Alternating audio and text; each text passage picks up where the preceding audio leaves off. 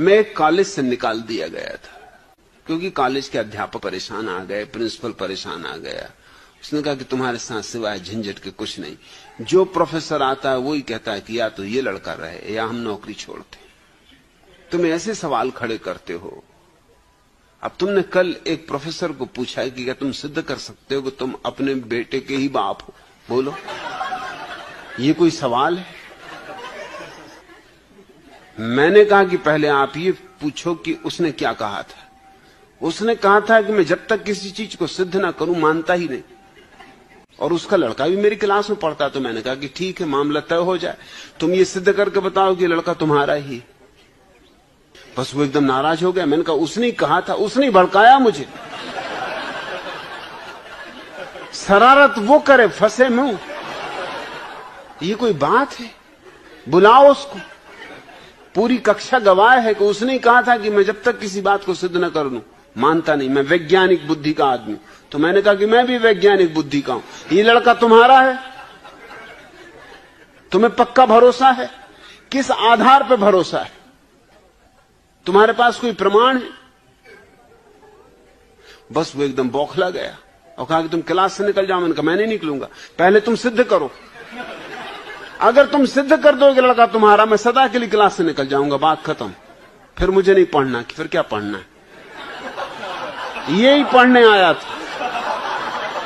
तुमको निकलना हो निकल जाओ। वो एकदम निकल गया गुस्से में, आपके पास पहुंच गया।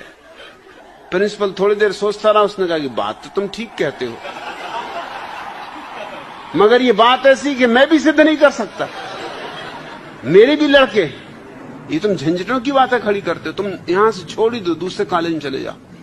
मैंने कहा मुझे कौन दूसरा कॉलेज भर्ती करेगा? गांव भर में मेरी बदनामी।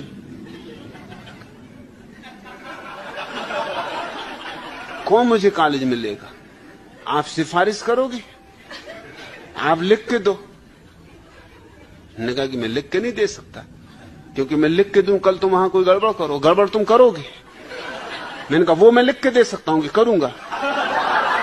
मैं तो जो कहता हूं वो लिख के भी दे सकता हूं। ये बेईमान कौन है, मैं हूं या तुम? तुम कह रहे हो कि लिख के नहीं दे सकता, फोन पे कह दूंगा।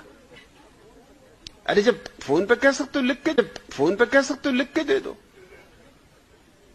जब मुंह चला सकते तो हाथ चलाने में क्या हर्ज है? तुम्हारा मुंह क्या हाथ से गया बीता है?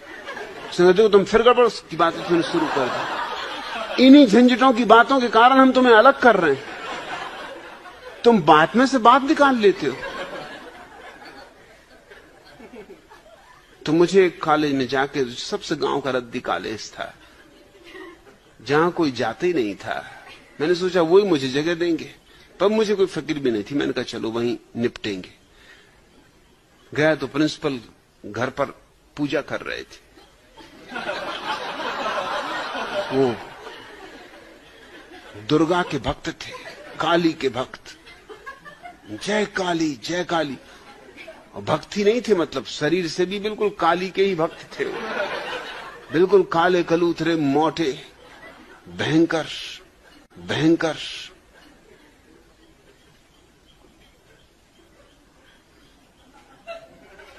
उनको लोग अवधूत कहते थे।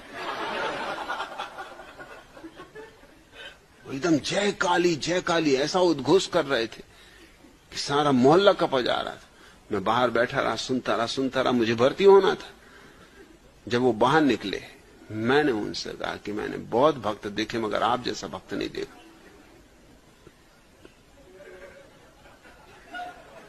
इस कलयुग में आप जैसे सतयुगी पुरुष का दर्शन धन्य हो गया।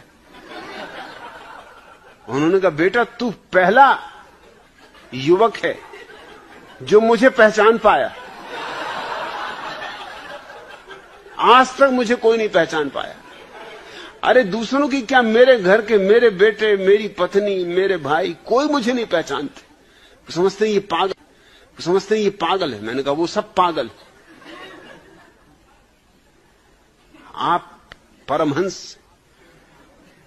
मुझे उन्होंने फौरन कॉलेज में भर्ती कर लिया। फिर पूछताछ ही नहीं की कि तू कहां निकाला गया, क्यों निकाला गया।